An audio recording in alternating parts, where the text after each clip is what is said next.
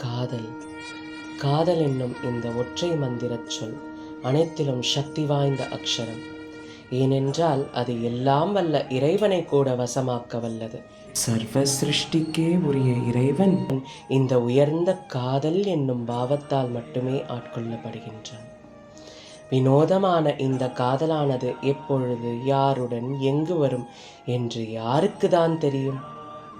அந்த காதலானது ஒரு முறை டெல்லி முகலாய சுல்தான் இளவரசிக்கும் விரிதிரை காவேரி தீரம் பள்ளிக்கொண்ட ஸ்ரீரங்கனுக்கும் இடையே மலர்ந்தது தெரியுமா? ஸ்ரீரங்கத்தில் நம்பெருமாளும் அவளை தன்னுடைய நாச்சியாராக ஸ்வீகரித்து தன் கோவிலிலேயே தனிச்சன்னதியும் அளித்துள்ளார். யார் அவள்? அவளுடைய உண்மையான திருநாமம் சுருதான். 13ஆம் நூற்றாண்டில் மாலிக் கஃபூர் என்ற முகலாய படைத்தளபதி சுல்தானின் தலைமையில் தென் பாரதத்தை கைப்பற்ற தன் படைகளோடு தமிழகம் வந்தடைந்தான். பாண்டிய இளவரசர்களான வீரபாண்டியன், சுந்தரபாண்டியன் சகோதரர்களுடன் போர் புரியவே மாலிக் கஃபூரே வென்றான். விளைவாக கோவில்களின் செல்வத்தை கொள்ளையடிக்க துவங்கினான். அப்பொழுது ஸ்ரீரங்கம் கோவில் மிகவும் பாதிக்கப்பட்டது. அந்த சமயம் கோவிலின் பொக்கிஷங்களை சூறையாட வந்த மாலிக் கஃபூரின் முகலாய படையினர் நம்பெருமாளின் திருமேனியை கொள்ளை கொண்டு டெல்லிக்கு சென்றனர். டெல்லியை தலைமையாக வைத்து ஆட்சி செய்து வந்த சுல்தானிடம் பெருமாளின் திருமேனியானது ஒப்படைக்கப்பட்டது. முகலாயோர் காலத்தில் இது போன்று கைப்பற்றப்படும் தங்க நகைகளையும் ஆபரணங்களையும் சேர்த்து உருக்கிவிடும் வழக்கம் உண்டு. இவ்வாறு சூறையாடி கைப்பற்றி வந்த அனைத்து பொருட்களையும் ஒன்றாக உருக்கி தனது கஜானாவில் சேர்க்கும்படி சுல்தான் ஆணையிட, அப்பொழுது சுல்தானின் அன்பு மகள் இளவரசி சுருதானி ஸ்ரீரங்கம் நம்பெருமாளின் விக்கிரகத்தை கண்டாள். முதல் முறை நம்பெருமாளின் திருமேனியை கண்டதுமே வசீகரிக்கப்பட்டாள்.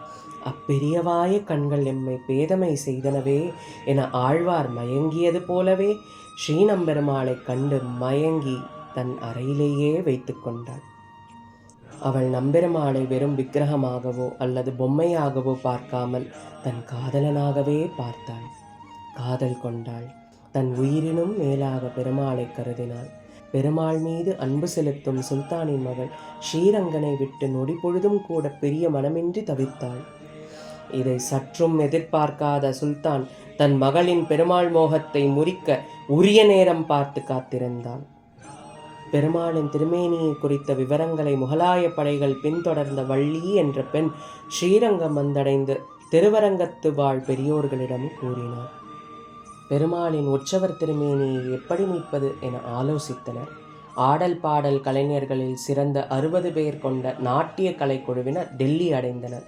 சுல்தான் முன் அடங்க அரங்கேற்றம் செய்ய மனமகிழ்ந்த சுல்தான் நிறைய பரிசு வழங்கினான். அதை வேண்டாம் என கூறிய நடனக்குழுவினர் ஸ்ரீரங்க உற்சவர் திருமேனியையே பரிசாக கேட்டனர். அவர்கள் விருப்பப்படியே பெருமாள் சிலையை பரிசாக அளிக்க ஒப்புக்கொண்டான் சுல்தான். இந்நிலையில் தன் மகள் சுருதானிக்கு தெரியாமல் ஸ்ரீரங்கநாத உற்சவ திருமேனியை பரிசாக நடனக்குழுவிடம் கொடுத்து அனுப்புகின்றான் சுல்தான். அதன்பின் சுருதானியோ பெருமாள் சிலையை காணாமல் அழுது புலம்பினாள். அன்ன ஆகார உறக்கமின்றி நோய்வாய்ப்படுகின்றாள். பித்து பிடித்தவள் போல் ஆனாள். அவள் நிலையை கண்ட சுல்தான் பெருமாள் சிலையை மீட்டு வருமாறு படைகளை அனுப்புகின்றான். பெருமாளை காண வேண்டும் என்னும் ஆசையில் சுருதானியும் படைகளுடன் தானும் உடன் செல்கிறாள். சுல்தானின் படைகள் மீண்டும் ஸ்ரீரங்கத்தை நோக்கி வருவதை அறிந்த ஸ்ரீரங்க பெரியோர்கள் பெருமாள் சிலையை திருமலையில் மறைத்து வைக்க, இந்நிலையில் வீரர்களுடன் ஸ்ரீரங்கம் வந்த சுருதானி பெருமாள் சிலை இல்லாததை அறிந்து அதிர்ச்சியுற்றாள். இனி தன் பெருமாளை காண இயலாதா என மிகுந்த துயரம் அடைந்தாள். துக்கம் தாங்காமல் கோவில் வாசலிலேயே மயங்கி விழுந்த சுருதானி தன் உயிரை விட்டாள். திருமால் திருவடியில் சேர்ந்தாள். அதன்பின் பல்லாண்டு காலமாக திருமலையில் மறைக்கப்பட்டு வைத்திருந்த ஸ்ரீரங்கநாதரின் உற்சவ திருமேனி சோழ மன்னனால் திருவரங்கத்தில் மீண்டும் எழுந்தருளினார்.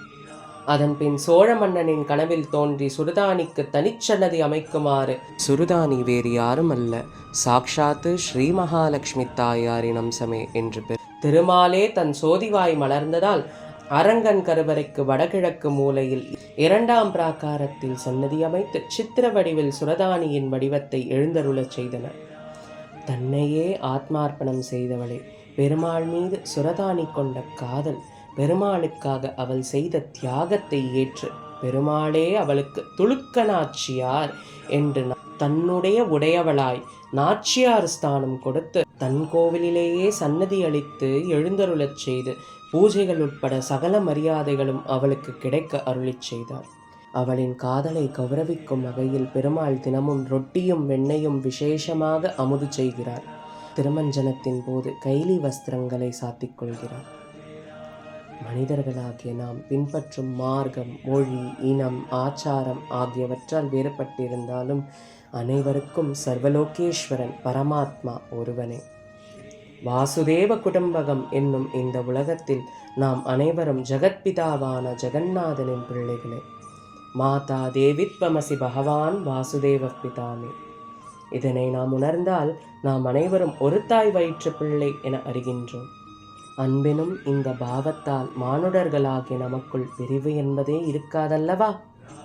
சற்றே சிந்தித்து பாருங்கள். உருவங்களால், பேரால், சம்பிரதாயத்தால் வேறுபடலாம். ஆனால் மூலமான இறைவன் என்றுமே வேறுபடுவதில்லை. இன்ஷா அல்லாஹ். ஹரே கிருஷ்ணா.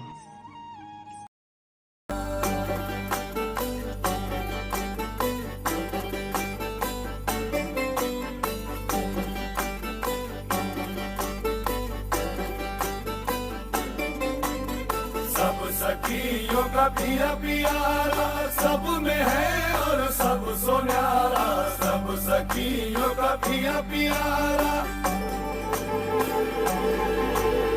सब सखियों का पिया पियारा सब में है और सब सोनारा, सब सखियों का पिया पियारा सब में है और सब सोनारा। बाकी यार मुझे ये बात जागी है दिल दे की जा, सब सखियों का पिया पियारा, सब सखियों का पिया पियारा सब में है और सब सोनारा, सब सखियों का पिया पियारा। पिया समाए पिया समाए पिया ने मोरे पिया समाए, पिया समाए पिया समाए